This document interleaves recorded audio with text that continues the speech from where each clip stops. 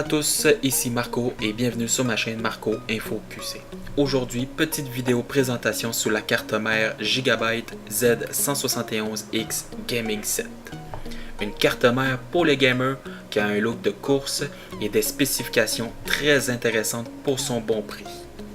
Dans cette vidéo, on va faire un bref aperçu de la boîte et tout ce qu'il y a à l'intérieur, passer en revue les spécifications, tous les branchements, mes impressions sur cette carte et quelques images sur le résultat final. C'est tout de suite, c'est parti!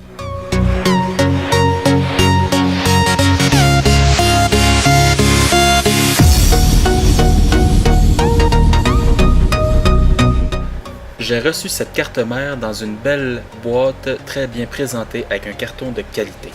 À l'avant de la boîte, on peut voir quelques caractéristiques telles que le modèle du chipset, le logo d'Intel, le type de la mémoire, quels sont les types de branchements USB tels que le USB type C et USB 3.1. Il a aussi la connectique Thunderbolt 3 et HDMI 2.0. À l'arrière de la boîte, on retrouve les mêmes options qu'à l'avant et plus encore. Il parle des performances que peut nous offrir la USB 3.1, du USB type C, de la carte de son et des deux ports Internet Keller.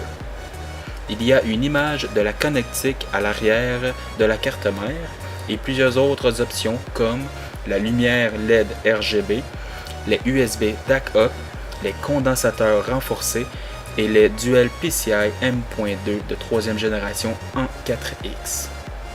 À l'intérieur, nous retrouvons la carte mère et en dessous, il y a un CD pour les pilotes, le guide d'utilisateur, le manuel d'installation, 4 câbles SATA, la plaque IO-Shield, un pont SLI et un G-connecteur pour faciliter la connexion des câbles du panneau avant.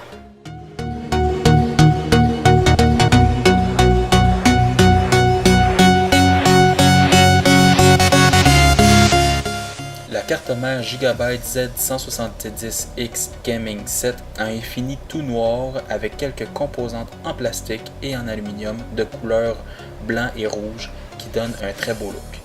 C'est une carte mère au format ATX avec une connexion 24 pins et 8 pins pour le courant.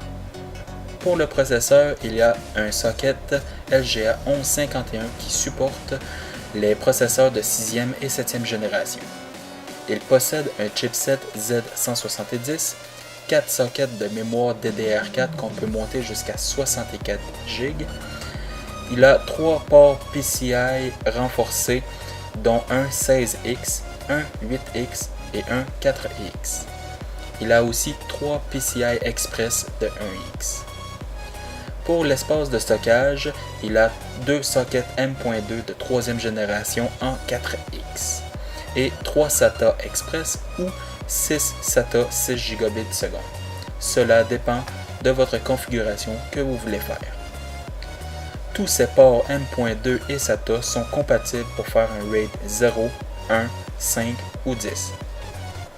À l'arrière de la carte, nous retrouverons la connectique audio, un USB 3.1 type A qui est en rouge, un USB 3.0 en bleu, les 2 connexions Internet Keller, le petit USB type C, 2 autres USB 3.0 en bleu, un port HDMI et un DisplayPort, une connexion PS2 et de 2 USB 3.0 DAC-up en jaune.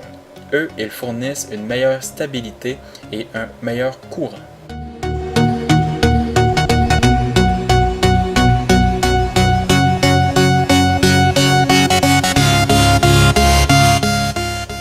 Les points négatifs et positifs, ils ne sont pas nombreux. Il n'y a pas beaucoup de points négatifs selon moi. Il n'y a eu qu'un petit souci quand j'ai voulu connecter la plaque IO-Shield sur la carte mère pour les lumières LED. L'espace était trop restreint pour mes doigts. Pour les points positifs, je trouve que la carte mère est faite de matériaux de qualité et ça me semble solide, durable et ça se tient bien. Le BIOS est facile à apprendre. Moi, pour ma config, j'ai dû créer un RAID 0 avec 2 M.2 et ça a été très facile pour le créer. Comme vous le voyez, ça donne un beau résultat à la fin avec toutes les composantes assemblées.